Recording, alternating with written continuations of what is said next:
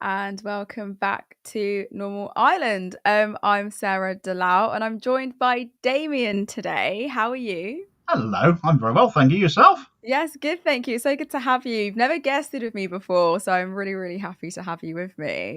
Lovely to be back on Turn Left. I always enjoy hanging out with you guys. Woo! You heard it here first. He enjoys hanging out with Turn Left, so I'm very happy to have him. Good. So coming up on tonight's show, the bloke's got a big ego. Reeves attacks Corbyn. City where no filming is allowed. Sudan silently suffering. And finally, British Baroness's bizarre Palestine rant. As ever, though, do remember to like the stream, get commenting because we'll get into it later. And if you're not a subscriber, then hit that subscribe button and share with a friend of a friend. We would love to have him. But on to our first story. So Rachel Reeves thinks Jeremy Corbyn starting a new party is just one big ego trip. She told a packed out fringe crowd, "The bloke's got a big ego. He tries to destroy my party." Is she all right? The same Rachel Reeves who once proudly declared is not the party of people on benefits, by the way. The same Rachel Reeves who copied and pasted parts of her economics book whilst writing about women being erased from history. Irony fatigue, anyone? Babe, you actually don't have a say in this matter, just letting you know. And this is such a weird point to make as well of Corbyn and outside of the usual shit that they say. Destroy the party. How? He didn't purge the right from the party as they have with the left. He didn't dictate a majority of policy positions completely unsupported by the membership. He didn't lie to become leader and then 180 entirely on his own platform. On what basis could you even use the word destroy, Rachel? And let's be honest, who's really out of touch here? Corbyn's platform is basic stuff: rent controls, public transport, peace, housing, childcare.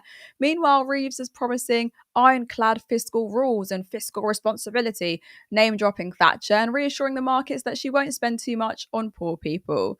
This is the person accusing others of betraying Labour. She was asked about the left-wing party during an appearance on the Ian Dale All Talk show on Saturday. And when asked about whether the new party could eat into Labour's support by becoming a reform of the left, the Chancellor said, "Jeremy Corbyn has had two chances to be Prime Minister, and I think the country gave their verdict, most recently in 2019 when Labour had its worst result since 1935. If he wants to give it another go, be my guest. I think the voters will have the same reaction. It's not being complacent. He tried to destroy my party and he can go now, set up his own party. The country has rejected him twice. The bloke's got a big ego. He can have another go, but I think the country will have the same verdict." Now, this is just silly. This is silly, Rachel. It's silly to still be calling it the worst result since 35 after the 2024 election, where Labour actually managed to gain less consent from the public for governance than in 2019. Even if you go by vote share, Starmer only got 1.6% more than Labour did in 2019. The party won because the Tories collapsed their own base by ceding ground to reform. The actual electoral performance of Starmer was not a million miles away from Corbyn by any measure. It was simply just better placed, which is way too fine a point to be calling it the worst result ever when this one got less total votes. And of course, she's chatting to bloody Dale. That spineless Thatcherite about this. It's genuinely arsehole spite politics here from Reeves. Damien, let's unpack this. I feel like Reeves is doing a lot. He's accusing Corbyn of having an ego. Are these the least self-aware people on the planet? They're dictating that their own MPs follow them, tolerating zero disagreement on policies that they never even floated before the general election only just over a year ago. Who are actually the real egoists here? Well, you've got to say it's the people in charge now, haven't you? I mean, look at them. They every time MPs or too many MPs vote against something they don't like how dare you vote against keeping children in poverty, for example, and quickly we had to see MPs get suspended over that. They've suspended MPs, more MPs than have ever been suspended in Labour's history under any other leader. I mean, Starmer gets compared to Blair all the time, but Blair never suspended anybody the way Starmer is now, suspended 11 of his own MPs in the last year alone? It's a bit mad. For Rachel Reeves, coming to her, she needs to look in a mirror. She thinks she's going to start talking about being egotistical, doesn't she? She's so Excuse me, one moment. It's just as I start talking. Always the way it goes, doesn't it? It's okay. Words, I can see it's all trying to come up too much at once. See? Yes, because Rachel Reeves, she does it to us, doesn't she? This is a woman who, like her leader, constantly refers to the Labour Party, as you just said in your intro there, is my party. It's not their party at all. It belongs to the membership. But Starmer always says, my party. Now Rachel Reeves is saying, oh, it's my party too. It's not theirs at all. That's egotism, if ever there was any. There's some ownership by them over the party. And certainly in the authoritarian way they run things, that makes sense. But it doesn't belong to them. This is a woman who made false claims on her CV to boost her own ego, to say she got where she was. It's a woman who claimed to be an economist when she never was one. That's pretty egotistical to me as well. This is a woman who wrote that book, as you mentioned, but copied chunks of it off of Wikipedia in order to do so. And that happens to be a site now that may soon come a cropper over the Online Safety Act because of how the information is put on there and the anonymity of the people who contribute to that site. So that's tickled me no end in light of recent news as well. This is a woman who thought getting photographed in the public toilet was a good idea. Thinks she's an Iron Chancellor, but the only people she takes an iron rod to are children, the disabled, and the elderly. And she still can't get her maths right even then, because rumour has it there's another £20 billion black hole she's discovered now after the other £22 billion black hole. And whatever happened to that, incidentally? Did it ever get filled, or did it just quietly get dropped? I mean, Corbyn's leadership was mired by attacks from within the Labour Party by the likes of Reeves. She never has had a good word to say about him. She said he's destroying my party. The guy's been an MP since she was 3 years old, so he's had ample opportunity to destroy it long before now, if that was true. But, Starmer told us all if we don't like the way he and the Labour right have changed the party, how they're running things, and there's the door. Well, lots of us took it, didn't we? We had the temerity to take it even. How dare we? How dare they go away? How dare they take their votes with them? Where do they think they're going with those? If they don't vote for us, who will they vote for instead? It's the old Peter Mandelson adage that the left have nowhere else to go. Not so true anymore, is it? People now have other options. Some of us, like myself, took to the Green Party. They're swinging behind the likes of Zach Polanski and Martin Ali in those leadership elections that are going now. But they can equally go to Jeremy and Zara's new movement as it gets set up, as it builds up. Even Labour councillors are now leaving. I mean, the Hastings Independent Group that left Labour in 2023, they've all said they're signing up to Corbyn's Your Party as soon as it becomes a proper party with a proper name.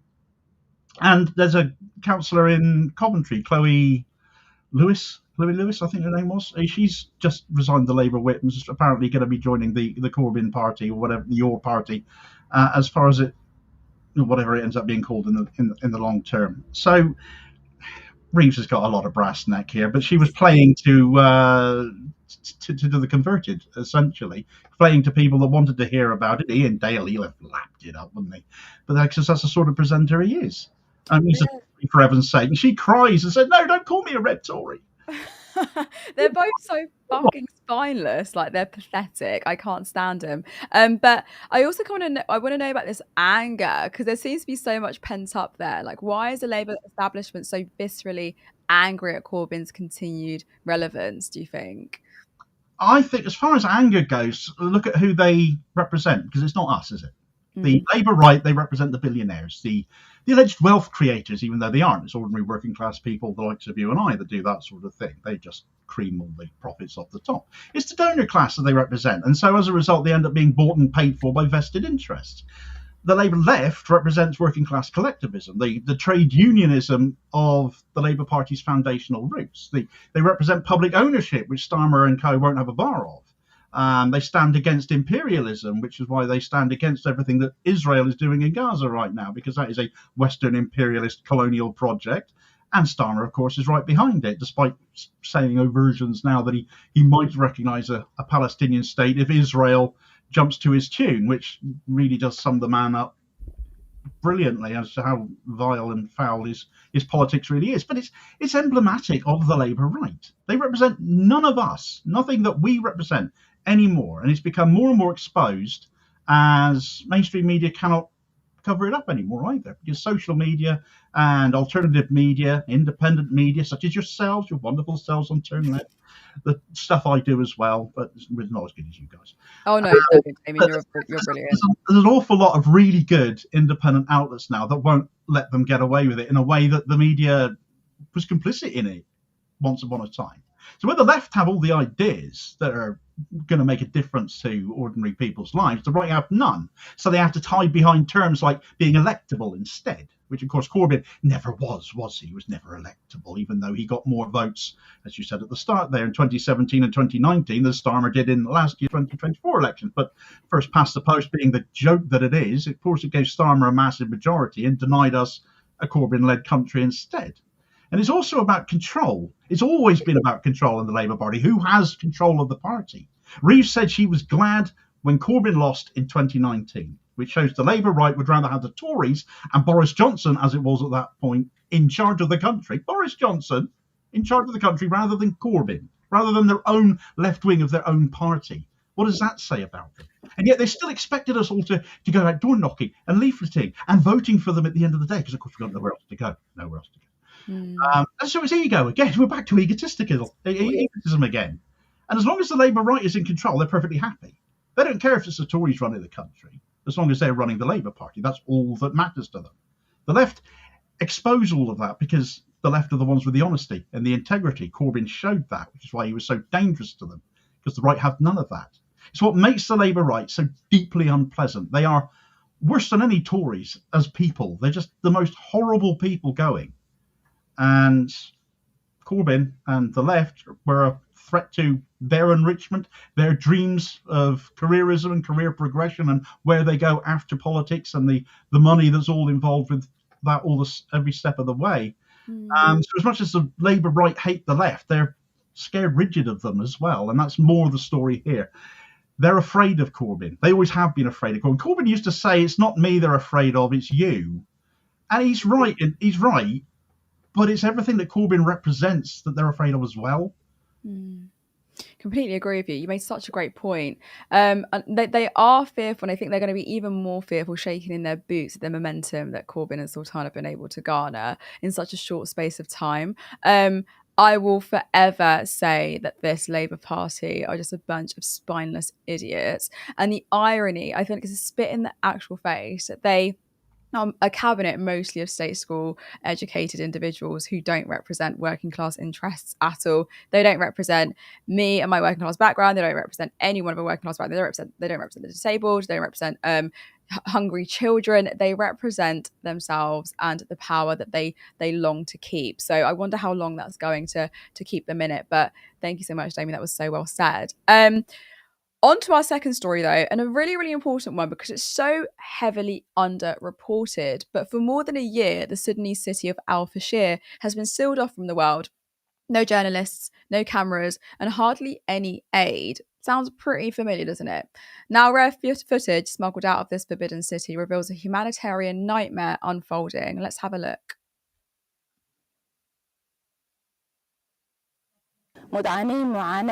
We are suffering so much from no food, no water. We are hungry. Our children are naked. We have nothing to eat but animal feed. There is no water. We have nothing. Volunteers are doing what they can to stave off starvation, offering one small dish of starch to take the edge off. For 14 months, the paramilitary Rapid Support Forces, RSF, have kept Al Fashir under siege, blocking all food and fuel from reaching its 900,000 residents. The city's streets appear ghostly and empty. Most residents stay hidden from relentless shelling as volunteers deliver what little food remains on donkey carts. Conditions inside Al Fashir are so desperate that families have been resorted to eating animal feed to survive. The markets have been gutted and have nothing left to sell, leaving hundreds of thousands of people on the brink of famine. Community kitchens can only offer small bowls of porridge to the most vulnerable, and even those supplies are running out. All of this is happening amid constant violence. Daily shelling rocks the city, and civilians are being killed in markets and even in their homes. One local journalist, trapped inside Al Fashir, calls the situation truly monstrous. One question always stands when it comes to this conflict, and it's always, where is the reporting on it? Despite the extreme suffering, help from the outside world remains largely absent, and coverage is barely there. Aid convoys have tried to reach Al Fashir, but none has gotten through. They've been attacked or turned back by the besieging forces. Aid workers have been killed attempting to bring relief, One news headline from AP News states that 5 people were killed in an attack on an aid convoy that was heading to Al-Fashir. Humanitarian groups report catastrophic levels of malnutrition in the city. Yet again, there's been no international intervention to break the siege. With each passing day, the question grows more urgent. How long will the world watch an entire city starve in silence? Damien, I want to unpack this depoliticization of violence that happens in the West, and how the West in particular attempts to obscure its complicity in all of this. There's a tendency in Western media to frame conflicts in Sudan as ethnic or tribal, as if it's some inevitable ancient hatred just boiling over again. But that framing strips the conflict of its political and economic roots. It ignores the role of military elites, international arms flows, foreign interests in Sudan's gold and resources, and the colonial borders that still shape that violence. Why do you think the international response to Sudan's atrocities have been so muted? Yeah, this is an awfully familiar sounding story. If you didn't mention Sudan at the start, you could quite easily think we were talking about Gaza here, couldn't you? Right, exactly. Sudan is experiencing one of the, if not the worst humanitarian crisis of the 21st century. It is worse than Gaza there. So many more people are affected. This is an ongoing war between the Sudanese armed forces and the paramilitary militia rapid support forces, the RSF. And they've been devastating the country since 2023. And so the fact it's gets so little coverage for something that's been going on for well over 2 years now is pretty shameful, even for our media. Over 15,000 people have been killed in Darfur alone. Mass ethnic killings, widespread sexual violence, cities reduced to rubble. Again, all sounds very familiar, doesn't it? Khartoum, the capital, has been hollowed out. Their economy's collapsed.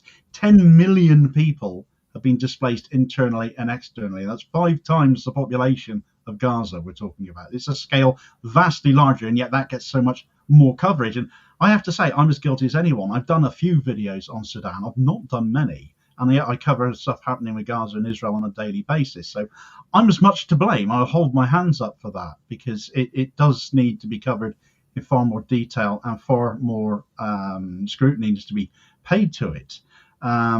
Western media's reporting on Sudan's wars, you say, frequently refer to like ethnic militias and tribalism or intercommunal violence. That's another one that they like to use, isn't it?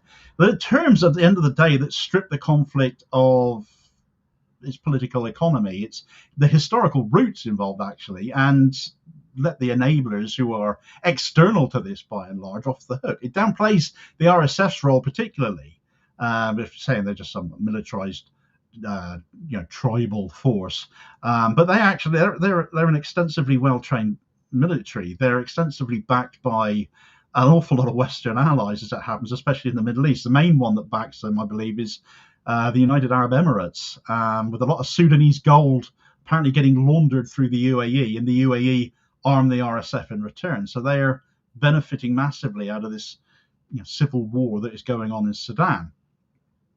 And at the end of the day, the RSF and the SAF, they were both once one entity. They were both once part of the Sudanese army. As one bit broke off, it only takes one warlord to do that. A load of soldiers go with him, and then you've got the chaos that's ensued for the last 2 years. But by using words like ethnic and tribal, it minimizes the root causes and the players behind the scenes of that, and the people who are benefiting from a massive humanitarian crisis. It's the biggest humanitarian crisis of our time right now. You don't see, this is what occurred to me when I was thinking about this. You got these words like ethnic and tribal, and of course we're talking of people in Sudan, and we're talking about people who are not white. And of course you don't get things like tribal and ethnicity being referred to when we talk about Ukraine. Yet that's a war too, is it not? So why is this one being measured in terms of things like tribalism and ethnicity? And at the end of the day, we're going down to racism again, aren't we? It's white supremacy, it's white privilege, and that has a part to play in all of this coverage as well. Western media, such as they are, we've seen it play out in Gaza with Israel as well. Israel, a white country in the middle of Arab, a load of Arab countries, genociding an Arab population in Palestine. It's white people versus brown people, and here We have brown people, and well, Ukraine are white people. Therefore, we'll talk about Ukraine a bit more as well. But equally, there is that side of things that, again, like Gaza, where Israel has prevented cameras and journalists and such getting in, we do have that situation here in Sudan as well, where the RSF have prevented, again, the two genocides. I would argue both the genocides. The two are very much mirror images of each other in an awful lot of ways, and none of them good.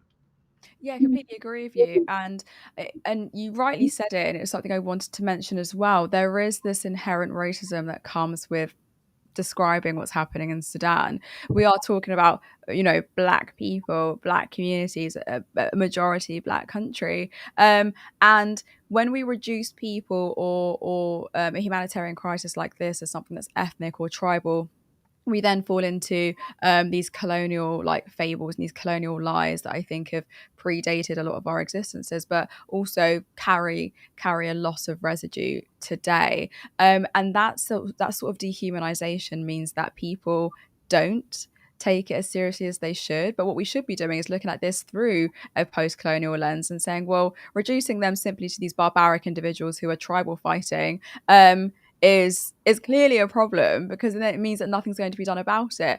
But we've seen it, time and time again in Gaza. You'd mentioned it in the Congo as well, and now in Al-Fashir in Sudan. Entire populations that are under siege, and what happens every single time is that the cameras then disappear. The media looks away, and suddenly the suffering doesn't exist in the public imagination. Is this media blackout a Caesar strategy? Because it's mad to think that a siege that has forced people to eat animal feed isn't front page news across the West. Yeah, it kind of is, isn't it? It's basically, we'll stop talking about it now, therefore people will just forget about it. It's why, myself certainly, as with all the coverage I've done of Israel and Gaza, it's been about, look, they've got away with this for sort of 77 years now.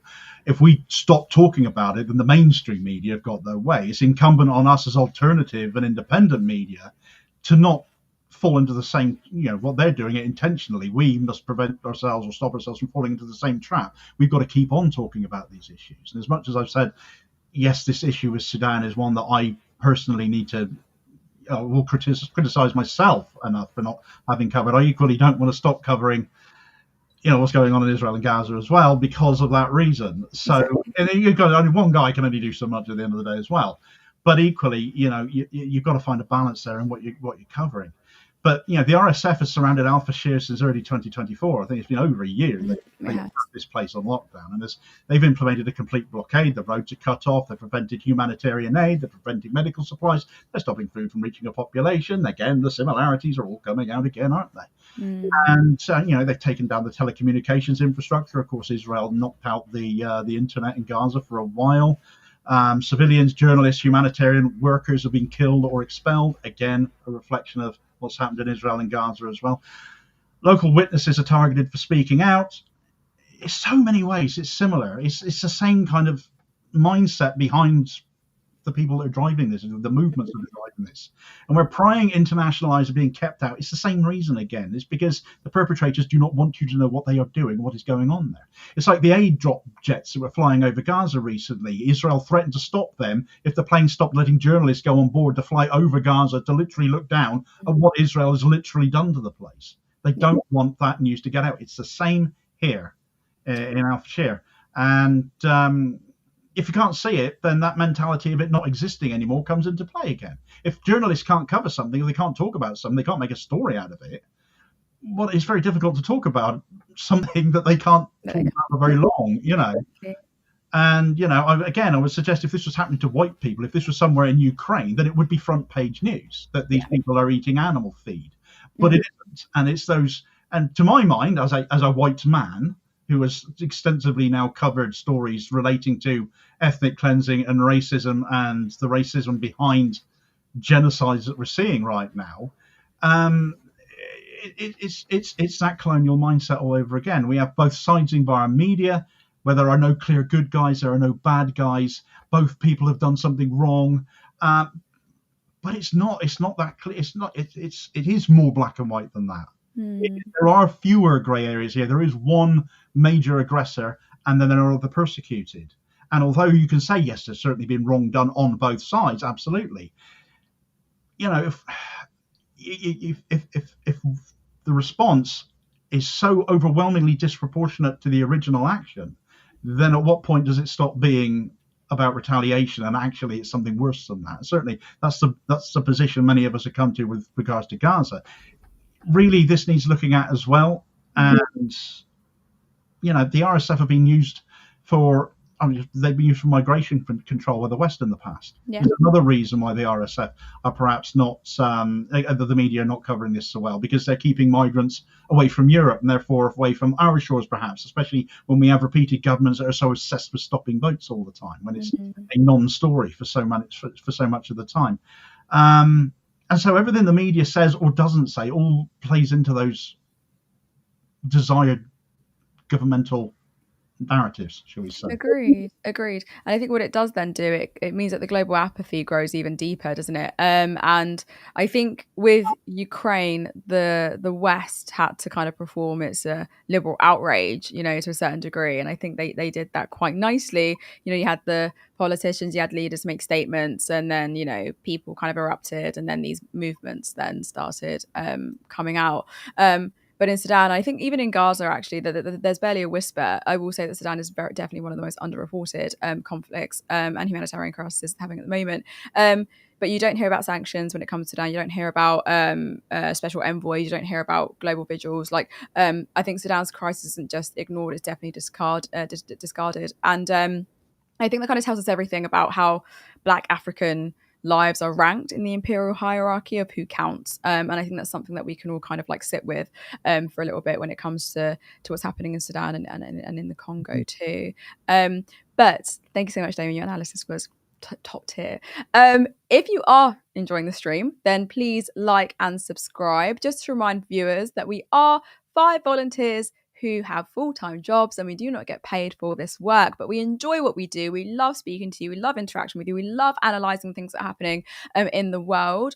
But one day we would love for this to be our full-time job, and in the process, smash the oligarchs while we're doing it. So if you can, then consider becoming a supporter by going to turnleftmedia.co.uk/support, and there you become. Can I start again? There you can become a monthly patron, or there is another link for a one-off donation. Of course, you can also become a YouTube member for just 99 pence. But might I remind you, do not put yourself out. I know that times are tough. So support in any way, shape or form is always appreciated. But on to our final story. So here we go again. Baroness Deech, I think it's Deech, just claimed it would be illegal for the UK to recognise Palestine.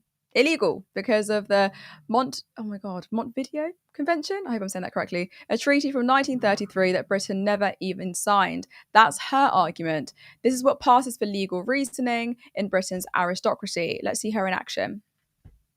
If Britain recognised Palestine tomorrow, would there be food in Gaza? Would Hamas dig up the tunnels? Would there be peace in the Middle East? 140 countries have already recognised Palestine. Hasn't made a scrap of difference. You've signed this letter. You're one of the 39 signatories against recognition of Palestine. Tell us why. Recognition, quite apart from self-determination or anything else, recognition has 4 requirements, which is a settled population, doesn't exist, fixed boundaries, a government, there isn't one, and the capacity to enter relations with other states. And to try and use conditions around this just doesn't make sense. I agree with the four criteria for the existence of a state, but it seems completely clear that Palestine has all of those characteristics. It has a defined territory, namely the old mandatory Palestine minus the territory of Israel. It has a settled population, although they've been much moved about by Israeli bombs. It has a government. You may not like the government. It may be a terrorist government, but it is a government. And it has the capacity to conduct international relations. It was recognised last July by the International Court of Justice, which is the highest authority on international law, as having a right to statehood. For a 2-state solution to happen, however unrealistic that might seem at the moment, you've got to have 2 states. So shouldn't one argue that in order for that to take place, you do need to recognise Palestine? In fact, some would argue you should have done it a long time ago. As far as the population goes, are they residents or are they refugees? They call themselves refugees. What about the Palestinians living in Jerusalem, the Arabs living in Israel, the huge Palestinian diaspora abroad? And again, Mahmoud Abbas has said that they would not be welcomed back into Palestine or given citizenship because that would undermine what they want, their right of return. It is simply, sadly, an effort to get rid of Israel itself. I entirely disagree with the suggestion that there isn't a settled territory or a settled population. There are all of those things, and if there weren't, we wouldn't have had an opinion from the International Court of Justice last year which said so. What the International Court of Justice said was that Palestine, although divided into two chunks with separate governments, is one unit. It is effectively a state, and we are recognising a state, not any particular government. Palestine is a state. And it seems to me that the sooner that we acknowledge the facts and recognise it, the better.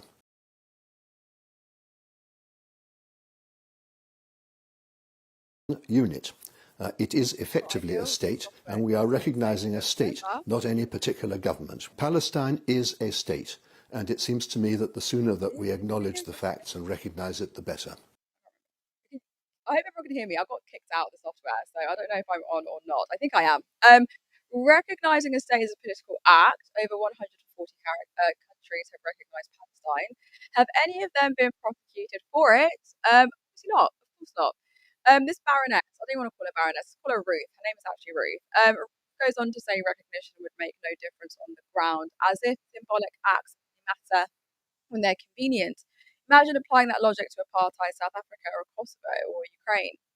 The reason recognition hasn't changed the facts of the ground is because Britain and the West continue to back Israel unconditionally.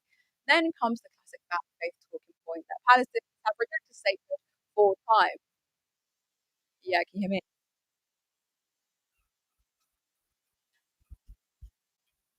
Sorry, producer's talking to me. Oh shit, really?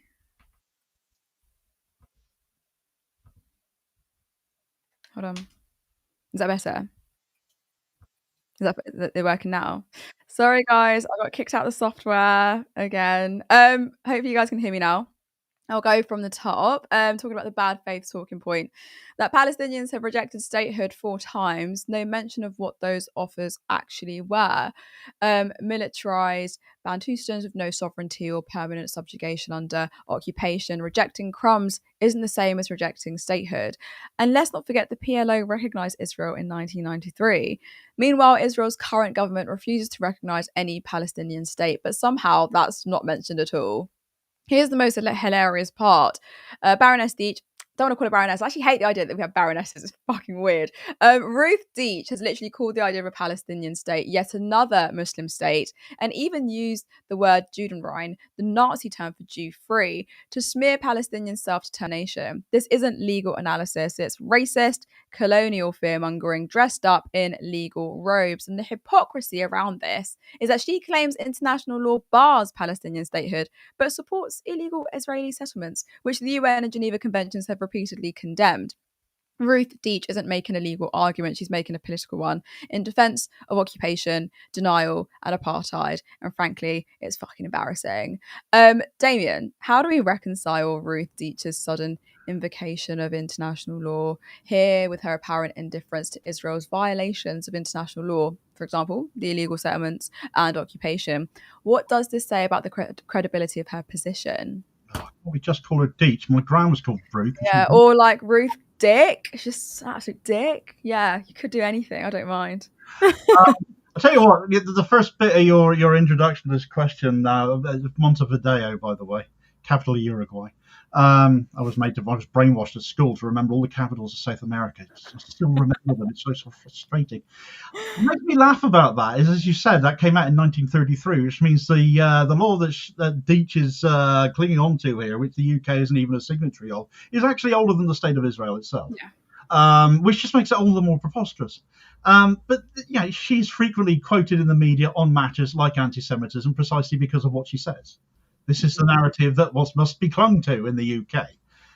She is closely aligned with all the usual pro-Israel organisations like UK Lawyers for Israel, UK LFI, who have just featured in a Cage International report and are now getting investigated, or their charitable arm are getting investigated by the Charity Commission now. She's got links, I think, to the campaign against anti-Semitism as well, which was also in that Cage International report. She's spoken at events sort of by the Board of Deputies of British Jews, because of course she has, the Zionist Federation, Stand With Us UK, you know. She routinely defends Israel's military operations as legitimate acts of self-defense when they're enacting a genocide. There's no argument with that there. With most people now, most right-thinking people, I would like to think. She has publicly denied or downplayed accusations of war crimes committed by the IDF in Gaza, despite the fact we see them happening virtually on a daily basis. She frequently claims that international law is biased against Israel and that the term apartheid is inapplicable. She said that one before. She's dismissed ICJ and ICC findings because clearly she's a lawyer that knows better than all of them do, and Keir Starmer falls into that category as well. She's dismissed Francesca Albanese, which frankly should be a sin. She's dismissed even Israeli NGOs who have said as much, like B'Tselem, even when those individuals, all of those bodies, they all raise credible accusations of genocide, ethnic cleansing, and disproportionate targeting of civilians practically on a daily basis, because that's how often it's literally happening. Every single day we see new videos, new clips, new news stories of the latest Israeli atrocity in Gaza or in the West Bank. It's just never ending. We've had 22 months nearly of this. But in doing what she does, she positions herself as this defender of collective punishment of Gaza's population. She's defending that. She's defending the targeting of civilian infrastructure by her denials. She is defending starvation as a method of warfare, in effect, as well. These are all violations of the Geneva Conventions and the Rome Statutes and all the customary international laws that are related to that. And I'm sure she knows all about these, of course, because she is a lawyer. But she won't be citing that. She may be a legal scholar, but when it comes to Israel's actions in Gaza, she is nothing more than another propagandist being put before us on the media. And that's why she sought for comment. That's why she is invited on to be interviewed by Channel 4, as she was just then. She's not a neutral interpreter of the law. She refuses to engage with laws of occupation or proportionality and civilian protection. She's denouncing them. But she's also denouncing the legal institutions that are calling that out as biased instead. Yeah. It renders her position not only unsound, but are morally utterly bankrupt. Exactly. I completely agree with you. And she said that, recognizing Palestine won't change anything on the ground. And I just no shit. Do you know what I mean? It's not a tank, it's a statement though. And I think that matters, because what it does change is that it kind of just tells the world that Palestine exists and has the right to exist. And it's something that's been denied justice for 75 years, with Britain kind of right at the center of that injustice.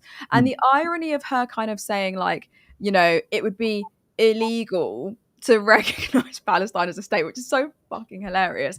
But that's from the same House of Lords that kind of greenlit the Iraq War, and that come from the same political class that helped create the mess in Palestine a century ago. So there is heavy irony that comes with the stuff that she's saying. I kind of want to get your thoughts on her language, because she'd reduced Palestine to this another Muslim state, quote unquote, that's threatening Israel, using the term that the Nazis would use as well, Judenrein. And that's extremely telling. How does such rhetoric expose the biases of or fears underlying the anti-Palestinian statehood camp? And what are the consequences of framing it like that? Oh, another enemy of Israel. I mean, how does Israel make all these enemies? I can't imagine. I mean, there's the fighting in Gaza, there's the West Bank, there's Lebanon, there's Syria, there's Iran, there's the Houthis in Yemen. I mean, I just can't understand how a state that's making war on 6 or 7 different fronts all at once is making so many enemies. Can you? It's somehow baffling to me. So baffling. Makes sense. But you mentioned that term at the beginning, Judenrein. Nazi era term meaning cleansed of Jews. It's pretty vile to use that in this context. It's pretty vile to use the term in any context, frankly, but weaponizing it is just feels worse, doesn't it? It is particularly vile, but it exposes the mindset again. Her use of that word that has such deep-seated fears for so many Jews globally It exposes all of her biases. It exposes the distorted lens through which she views Palestinian aspirations, I suppose, their right to sovereignty and their protections under international law. To recognise the state in and of itself, would that change anything? No, not for the Palestinian people immediately on the ground, but it would put an imposition on the state that recognises it. If, for example, if Starmer does recognise Palestine next month, I will believe it when I see it, frankly. Yeah. But if he does, then it does put rules and regs on him to then protect Palestinian sovereignty. He can't get away with constantly just continuing to arm Israel or hosting people who are involved in the genocide here, Israeli politicians and so on and so forth. Or Tomer Bar the other day, the head of the Israeli Air Force, who was over here. Again, no interruption, nobody said anything, nobody stopped him from coming over, and nothing was done and said about it when he was here. And that would all have to stop. There are protections. There is a international legal framework that the UK would then be beholden to. But to suggest that a Palestinian state will be Judenrein you're basically equating Palestinian statehood at this point with anti-Semitism in and of itself. That the very act of recognizing a Palestinian state would be in and of itself anti-Semitic, and it would imply that any Jewish presence, regardless of the context, for example, and the West Bank and all the illegal Israeli settlements, they must exist within any Palestinian entity, or otherwise it'll be some kind of moral failure and disaster, and that'll be very, very racist to make them take their settlements down again, even though it was done in Gaza in 2003, was it? I can't remember the exact date that happened now. But it basically inverses the whole reality of the ethnic cleansing that's been going on in Gaza. They're being moved from the north again. These GHF aid hubs that are in Gaza, they're all in the south or in the middle, so that the population of Gaza, if it's to use them, has to travel from the north, empty the north, which Israel have tried to occupy and settle in already once before a ceasefire came in and that was stopped. And now it's happening. The same pattern is there, but of course people are dying even trying to get the aid from these aid sites because people are killing them when they go there. Yet that would not again enter into Deech's narrative anywhere. It collapses the distinction between anti-Zionism and self-determination, I think, and anti-Semitism in a way that ends up delegitimizing Palestinian identity. And it's just offensive in every way, shape or form you choose to look at it. Factually, presently, historically, it's offensive as all get out. It's racist and vile. But such is the incoherence of Israeli right-wing defenses now. This is all they've got left. And if it wasn't so vile, it would be funny.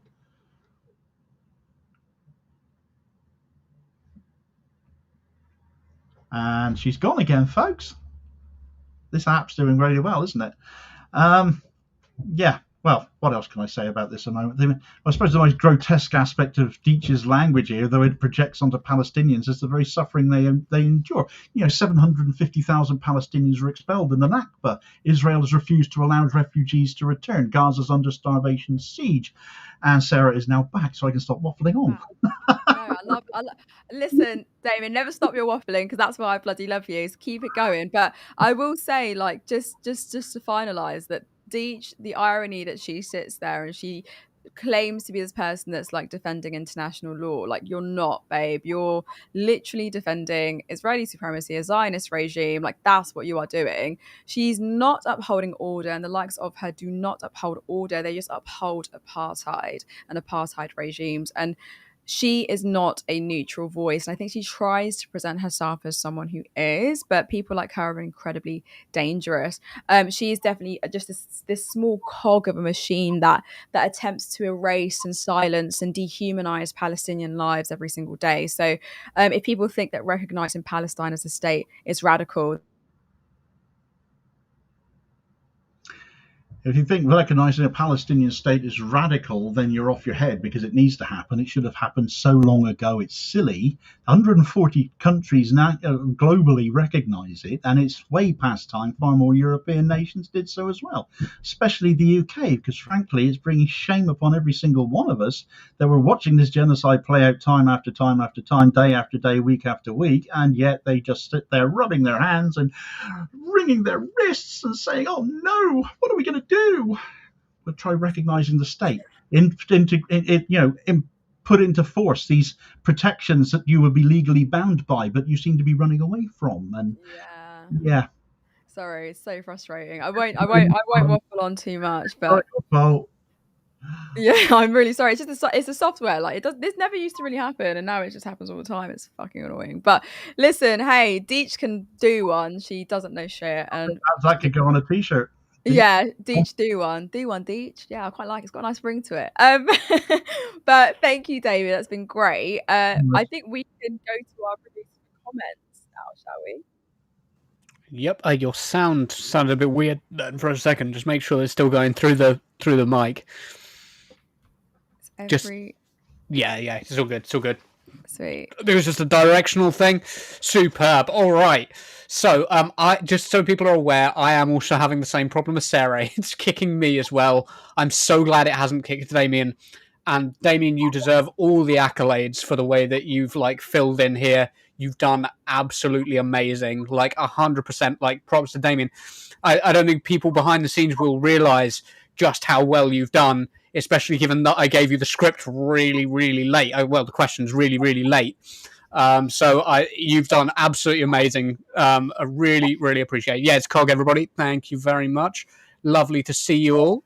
And let's go to some of your comments. So, shall we deal with Super Chats first of all? Yeah. So, we had the lovely Specs Bean Farmer, as usual, being very generous and gifting 5 Turn Left memberships. Thanks, which Specs. Got to Co-ops becoming a member. Renata, I'm going to guess, becoming a member. Andrew becoming a member. Michael becoming a member. And Bren becoming a member. Thank you very much, guys, and welcome on board. And Co-ops was kind enough to also donate $9.99 and saying the message, we would love Damo to return here. Massive fan, Kerno Damo. You know the channel. Always happy to come back on this show. They're lovely, these guys. So do support them if you can. Thank you so much, and I appreciate Damien saying that after what I've put him through tonight by accident. I'm so sorry. Right, let's go to some of the comments we've marked out. So, with regards to the first story with Rachel Reeves, Curious Girl Emma said, Labour are doing a fantastic job of destroying themselves. And I think this is something that we can never lose sight of. No matter how we're told that, this will split the left, we can't lose sight of the fact that Labour were already destroying themselves. And I can't think of the right term, but giving up ground to reform to absolutely no end. Did either of you want to comment on that? Yeah, I'll jump in. As you say, they've been giving up ground to reform ever since Starmer took over. You got this landslide majority and then subsequently shafted the entire country to the point that everybody who voted for him have gone, oh, what have we done? Here we go again, another 5 years of this bollocks. And look at how they're polling now. As much as Rachel Reeves is saying, oh, Corbyn's destroying the party.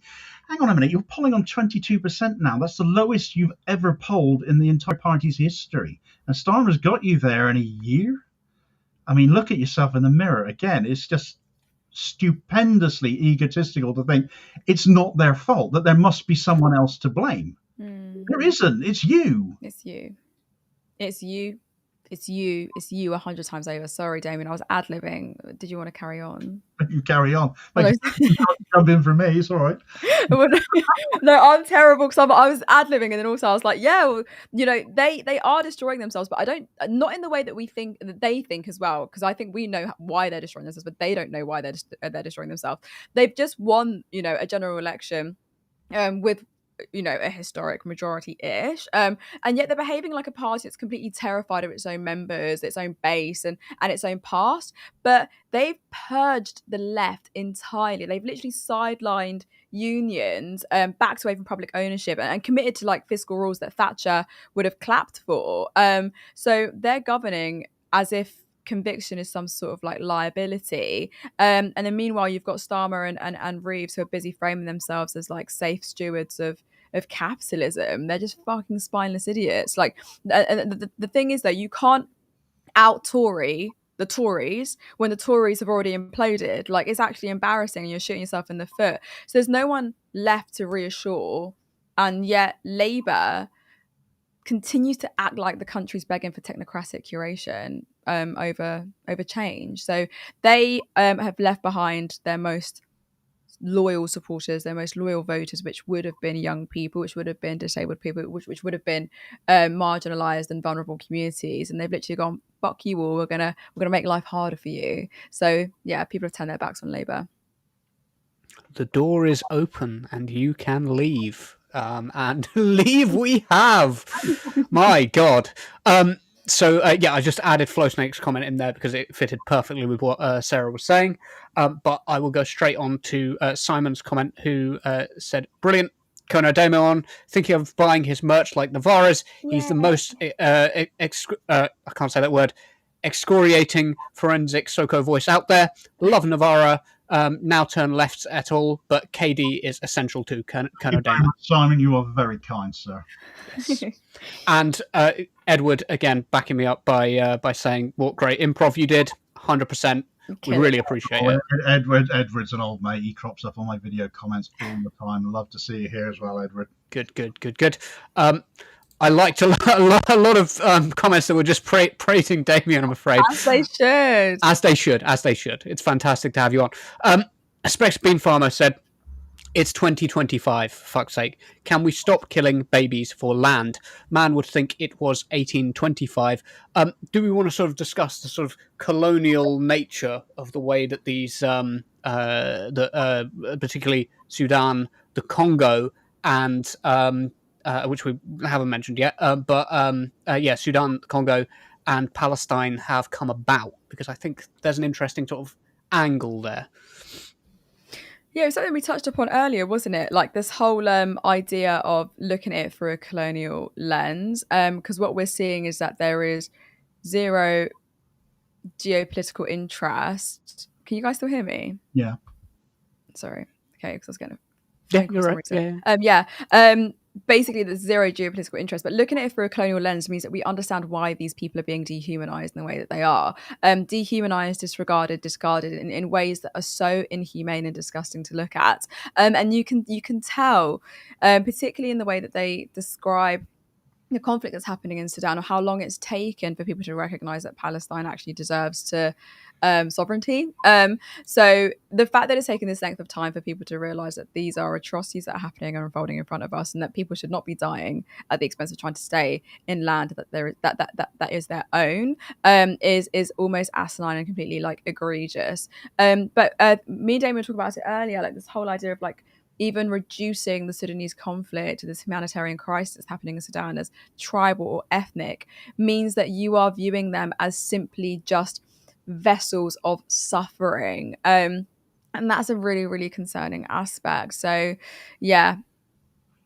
Yeah, I mean, as you said, those words, they dehumanize. They make these people come out, that you are somehow less than what we are, kind of thing. It is that kind of mindset, because it's not something you would attribute, or as I made the point with Ukraine, you simply wouldn't attribute those words to the Ukraine war. So why would you do it to any other war when it's no more relevant in one than the other? It's offensive. It's ridiculous.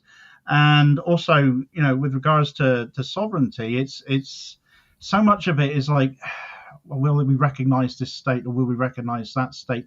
Do they deserve it? Do they warrant it? It's their right. At the end of the day, it's their right to identify as a state, and it's their right to defend themselves when they're being oppressed.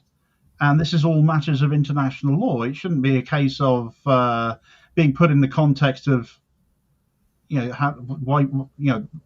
white people matter more kind of thing, because that's so much of how these things can be read with both Israel and Gaza, with Ukraine, with Russia, with Sudan, and how it's been split down the middle, and how there are westernized or Middle Eastern Gulf states, wealthy states of wealthy vested interests that are involved behind the scenes that are funding one side against the other to exploit the land, such as UAE and the Sudanese gold, which I brought up earlier. But we do need to talk about Sudan more, which is the other point I needed to make, because where the mainstream media are not going to talk about it because it doesn't matter as much, and that is in and of itself a colonialist attitude, because they will talk about Ukraine on a daily basis, but Sudan barely got any coverage, and it is the biggest humanitarian crisis on the planet right now. It is. It's the biggest humanitarian crisis, like so huge. Like, and the fact of the matter is that Britain helped to create both the crisis happening in Gaza and also the crisis happening in Sudan, like the Balfour Declaration of Palestine and the imperial slicing of Sudan, like supporting militias like Janjaweed, which are also otherwise known as the RSF, Rapid Support Forces, during the Darfur genocide. Wait, sorry, can you guys hear me? Yeah. Oh, sorry. You're on a roll. Keep going. I'm panicking, but like basically supporting the Janjaweed, the RSF, during the Darfur genocide. But only one of those legacies is even marginally debated in the public sphere, and I think it's because of this, the West's desire to kind of at least bestow some sort of liberal outrage. But Sudan's colonial inheritance has been memory hold for so long. There's been no restitution for Sudan, no apology, no responsibility, and no coverage. And it is simply because of aspects like racism and xenophobia. And we shouldn't be afraid to call that shit out. Even when October 7th had happened, the way people were speaking about Palestine was absolutely barbaric and heinous, like completely like egregious to think that people was like, oh, like, well, they shouldn't have, what was it? Israel should be able to have its own, should be able to expand itself, and blah blah blah, and like just complete dehumanization of Palestinian lives. But then even more so when you think about Sudan, the Sudanese people, and it is something that hits very very close to home, because I am of a Sudanese background. My parents are Sudanese, and I've had cousins who have unfortunately died as a result of this conflict that's happening in Sudan. And when it does hit so close to home, it's like, fucking hell, like because one of my cousins couldn't get medical supplies because of his asthma, or one of them being shot by these military forces, it hits close to home. And it's frustrating to see people speak so little of Sudan. But then also I know that there's so much going on that it's hard to kind of like, spread ourselves in the ways that we want to. We get incredibly fatigued, don't we, watching the news or exposing ourselves to things that are happening. So it's completely understandable that people don't or aren't able to see the things that are happening. But then again, it goes back to media coverage. If no media coverage is being able to enter into a city or into certain places, and no one's going to know about what's going on. But it's like you said, Damien, it's up to us when it comes to our independent media outlets and smashing the oligarchs and all of this sort of stuff, that we actually cover the things that matter. Yeah, it's where independent media finds its niche. The whole reason my YouTube channel came into existence was because I was sick and tired of the mainstream media either obfuscating or misleading people. And a lot of everything that happened to Corbyn. I was a huge Corbyn backer, Corbyn Labour at that time.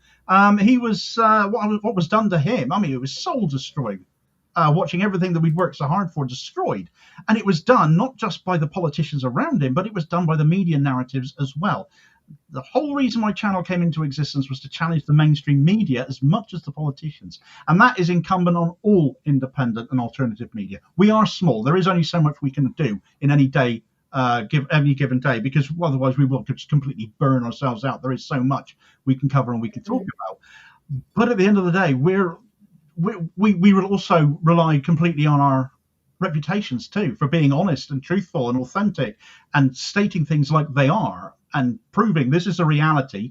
This paper or this news channel has said this, they're talking shit, this is why. And I can prove it because here is the other example, and here's what actually happened on the ground, and this is what this Gazan journalist has said, or this is what this I don't know, Al Jazeera or Press TV even, news outlets or independent outlets or alternative foreign outlets are saying in the region, because they don't have the same biases that are inbuilt into Western society, because everything the politicians do is about preserving the status quo, and the media are just one arm of that. And so often you have the media barons either got the politicians in their pockets, or the politicians have got something on the media, as so many of us suspect they have over the BBC, for example.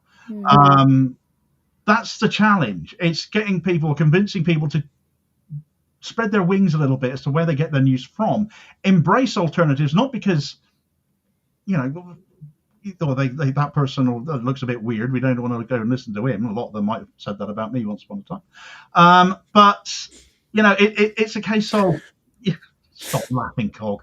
I can hear you. And it's I've lost my train of thought now. It's just convincing people that actually what you've been accepting as news for so long has been misleading you for so long as well. And I think what's happened in Gaza has really shone a light on that, especially with regards to the likes of the BBC, for example. The coverage, the things they won't show, those 2 documentaries that they commissioned that they ended up not showing, and the pathetic reasons that came out about why that was. It showed how compromised potentially they actually are and how deeply that goes, and how much in hock they are to vested interests or the government of the day through their funding or what have you, but also other media which are owned by billionaire barons anyway, and who also follow a given narrative.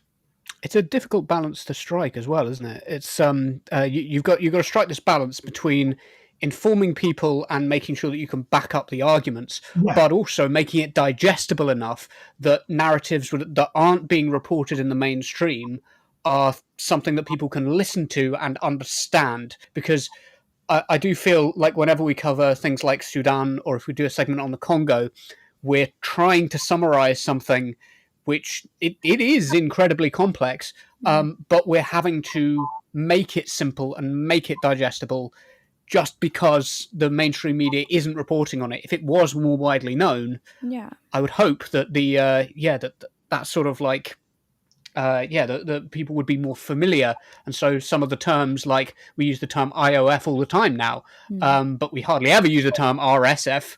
It's just not something we're used to using. I just wanted to point out that Edward used a very, very important term here. Edward said about usual Orientalist stereotypes with the situation in Sudan.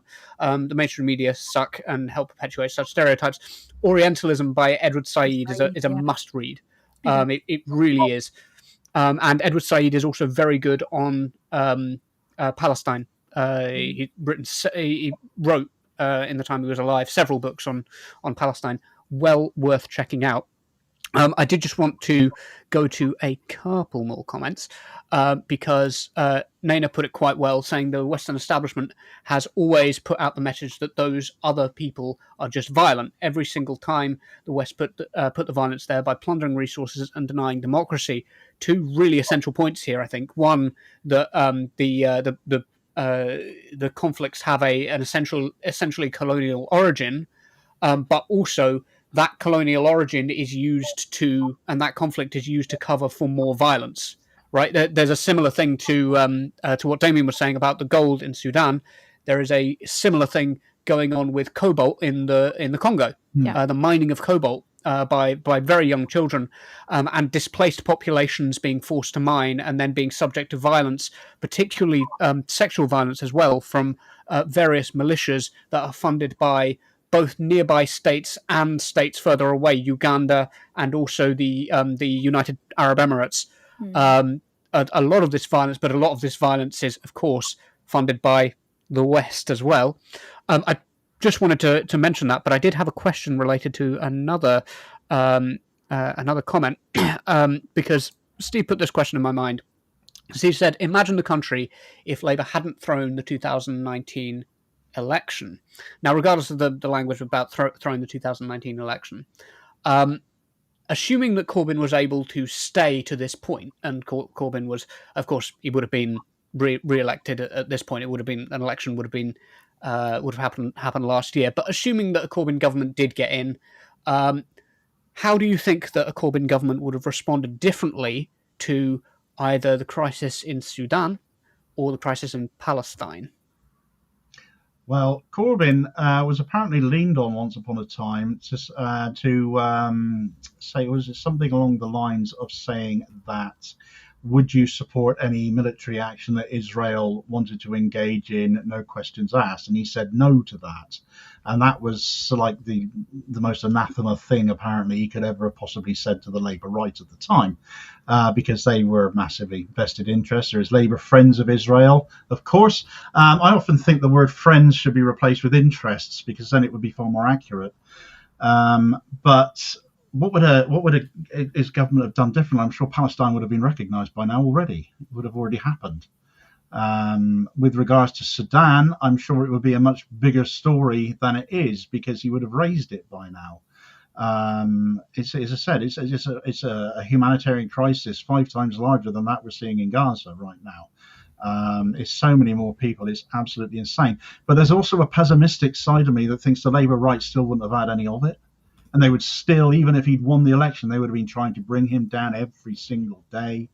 So how long would he have lasted for as Labour? I think he's got a better chance now with this Your Party because at least he's going to have people and an infrastructure around him that isn't going to be so intent on bringing him down. And actually, if they could get into power at the next election, let's just spitball at that, not look back to 2019, let's look ahead to 2029. If they can get themselves into a position of power, I would like to see that as part of a Green Party alliance. I think they would work very well together. Jeremy and Zach Polanski these days, they get along quite well. I think if that could come in, I think that would really shake things up. I think he would have a much better chance in 2029 of getting things done for the betterment of this country and other countries abroad that we've caused so much damage and harm to than he would have been able to had he won in 2019.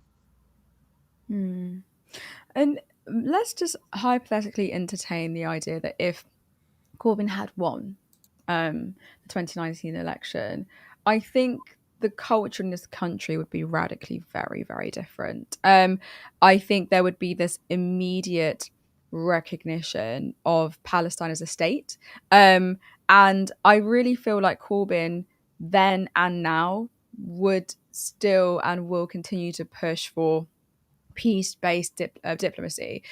He will do that now, and I do see a great future for Corbyn going forward. I think particularly with Zara Sultana, who is relatively young, it means that you kind of got the best of both worlds. But I don't know, so much would have happened. Like, he probably would have withdrew support of the Saudi-led war in Yemen. Like, there's just so many things. Like, maybe a more assertive stance on arms exports. So yeah, I don't know. I think he would have done so much in foreign policy, so much in domestic policy. But like you said, 2029, I think he has grounds to do so much more. So yeah.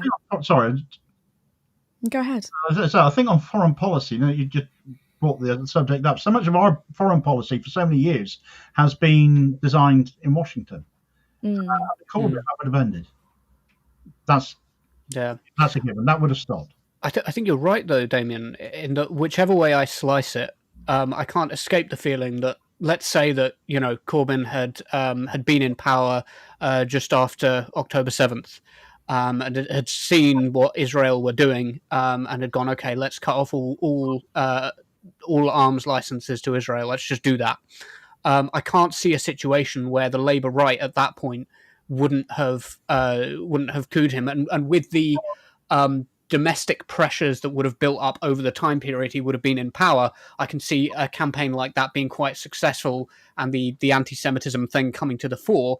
Whereas I think now, stepping forward, a lot of those arguments look very pale because of the way this Labour government has defended them, right? It's become more and more difficult because the defence of Israel is so bad. Speaking of which, did you like how smooth that was? Speaking of which, we should just go to a couple of comments about the last story about Baroness Deech, because Jamie was very in favour of the idea of normalising dropping the titles, calling the King Charles and Baroness Deech by her first name. Was it Ruth Deech? Wasn't it? Yeah. I think I started doing that as well because I hate the idea that we have baronesses and lords and all this sort of stuff. It's awful. So yeah. Beautifully put. The House of Lords needs to be abolished and have an elected upper chamber. Therefore, there would be no need for such titles, full stop. Yeah. Agreed. And I'm a Republican too, so you can do that to Charles too. Big fat. Yeah. I agree. Let's do it. Get rid of them. So, in terms of the comments, we had, if Palestine is a state, they can litigate against Israel, right? That is why it can't happen. I thought that was really good. Get into the nub of the issue, the problem with it.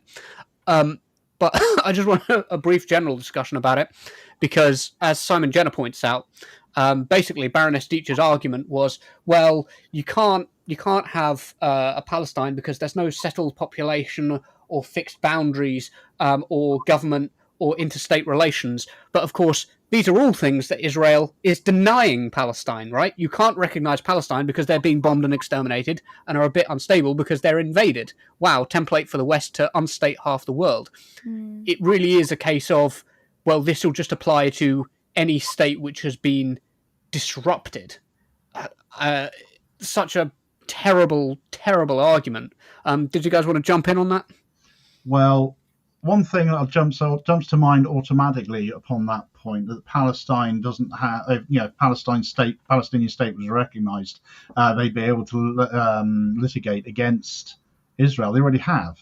That's how the ICC has issued arrest warrants against Netanyahu and the former Defence Minister Yoav Gallant, because Palestine is a signatory to the Rome Statute. Israel isn't. Because it's happening in Palestine, there was jurisdiction. There you go. Indeed. Yeah, well said. There's a couple of comments I really remember. One that I sort of more agree with Christopher Hitchens on. One I more disagree with Christopher Hitchens on. But I remember Christopher Hitchens making a couple of arguments, and one of them was to do with Palestine, which I'm more inclined to agree with him on because he was always quite pro-Palestine. And he said that one of the questions that should be put to Israeli politicians when they appear on TV is, where do you think the borders of Israel should be? Make them define what they're talking about when they say Israel. Because I noticed that amongst the Baroness's four requirements for a state is fixed boundaries, as in fixed borders. Israel does not have fixed borders. Israel is very, very vague about where the borders of Israel should be. Where exactly should the borders of Israel be? And I do think there's strength to the argument of challenging that every time an Israeli politician comes on TV. I also think there was an argument which Christopher Hitchens made to do with Iraq. Now, of course, he was in favour of the invasion of Iraq. I'm not in favour of the invasion of Iraq, but I do think it's interesting. He also laid out 4 conditions for which a state can be unstated, but they were quite different. They were breaches of the Genocide Convention, breaches of the Non-Proliferation Treaty, invasion and annexation of other territories, and what was the 4th one? There is a 4th. Oh yeah, the harbouring of international terrorists. I would say, and I would state with quite some certainty, that Israel meets all 4 of those conditions without doubt. I think it's very hard to argue that they haven't.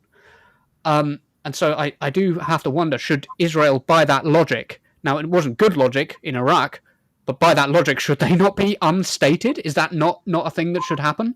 I'm just turning the sort of imperialist logic in against itself. And did anyone else pick up on the quote from Mahmoud Abbas saying, well, that Mahmoud Abbas, who of course is the president of the Palestinian Authority in the West Bank, said that they wouldn't welcome returning Palestinian refugees. And it's important to say that first of all, that Israel said it's going to annex the West Bank at this point. So what the West Bank, the president of the West Bank thinks about Israel is largely moot, but also the Palestinian Authority exists at the behest of the Israeli state. It is a puppet regime of the Israeli state. I mean, Sarah and Damien will probably be able to tell you more about this than I, but it did rub me up the wrong way when she said that, when she used a puppet of the Israeli regime as an argument against the Palestinian statehood. It's interesting that you mentioned Hitchens, though, to be fair, because I think that the clear distinction between Hitchens and Ruth Deech is that at least Hitchens has some sort of like has accepted a clear geographical reality, whereas Deech has been like, no, soz, Palestine, you can actually just, do one, essentially. In her narrative, there's no room for borders, only power and denial, whereas Hitchens, I think, was quite the opposite in that. And like you said, although there are some things that I think are very agreeable, that he says there are some things that aren't. But I think in that essence, he definitely was correct, because he didn't reject Israel's right to exist outright. Same with Palestine. I think he insisted that even though he was like Jewish by heritage, he was definitely an anti-Zionist. So So yeah, sorry, I actually don't know what your question was, Cog. I'm so sorry. What was your question? I was thinking about Hitchens quite a bit. When you I was muted then. Basically, the question I got to was the use of Mahmoud Abbas as the president of the Palestinian Authority. The use of him saying that they wouldn't welcome returning refugees. And to be honest, while we're on the subject, do you think that having an unsettled population, internally displaced refugees, means that a state is non-existent? I don't think that that makes sense. I'm not sure if she's referring to any particular law there, but surely that can't make sense. That doesn't even make sense. No, it doesn't make sense. It can't. No, it doesn't make sense at all. I mean, she tried to do some like legal play power book thing, like legal words and whatever to confuse people. And I think sometimes when people talk with a posh accent, it can be like quite convincing to listen to them sometimes. But when you really dissect the shit that she's saying, she's actually talking out her ass. But yeah, I think that the crux of it all is that she is literally defending Zionist supremacy, Israeli supremacy, and saying that Palestinians do not have a right to exist at all. Like I think that's the crux of everything that she's saying. So yeah, I think that's all I can say on that matter. I think with regards to Israel and its borders, and I've noticed a couple of people mentioning it in the comments there, you can't get away from the whole fact that there are several Israeli ministers, the likes of Smotrich or Ben-Gvir, that are very, very obsessed with this idea of a greater Israel anyway. And there's plenty of maps referring to that out there. You've got lots of settlers saying, I can't wait to settle Gaza, and I hope I live long enough to settle Jordan and Lebanon as well. Because at the end of the day, even if Israel get their way, even if they take all of the West Bank, which they're annexing under their own laws, even though that still isn't legal, and plan to do the same with Gaza now, even if they do end up winning, if they do take out Palestine completely and it all becomes Israel from the river to the sea, they're not going to stop there. They won't. They've got their way that far. Everything they do is apparently promised to them as chosen people and all the rest of it. So there's more land that's been promised to them according to their doctrine, their ideology. So they're not going to stop there. They'll just carry on. At one point, do they get stopped? Therefore, yeah, that was my takeaway. 100%. 100%. I was hoping somebody would bring Greater Israel up. Actually, yeah, it's it's something to be very aware of. But it's almost the question in reverse. It's almost the do you think Palestine has a right to exist? Do you think Israel has a right to exist? As so many people have been asked in so many interviews, no one ever gets asked, do you think Palestine has a right to exist? Mm-hmm. No country at the end of the day has a right to exist. So many countries have come and gone. Yeah. I mean, Dahomey is now Benin. Yugoslavia is now Bosnia and Croatia and Serbia. There's so many others you can name. It's just ridiculous. There's no such thing as any country that has a right to exist. People have a right to exist. Exactly. But borders are just political lines on a map. They're nothing more than that. Whatever you choose to call them, that's what they are. If a people has a long history and connection to the land like the Palestinians do, then that gives them arguably greater entitlement to the land that they live on. Israel's existed for 77 years. If I was them, I'd pipe down a little bit. But if it wasn't for Western media and 77 years of propaganda and Hasbara, and my God, do they spend a lot of money on that? Then people wouldn't. This is how it's the status quo has been maintained for so long as it has. And as I said, it's only thanks to social media, which can't be edited down and clamped down on quite in the same way as mainstream media gets bought and sold and held by vested interests, and indeed ourselves as independent media, we will keep on speaking out because we've got the cojones to do it. Then this is what's changed the narrative. This is what's changing the discourse now. Media and politicians are losing control of these narratives for the first time in decades, and we need to see more of that. And we appreciate you coming on to change the discourse with us. Seem to enjoy a good old rant with you guys, Fantastic. I'll hand back over to Sarah at this point.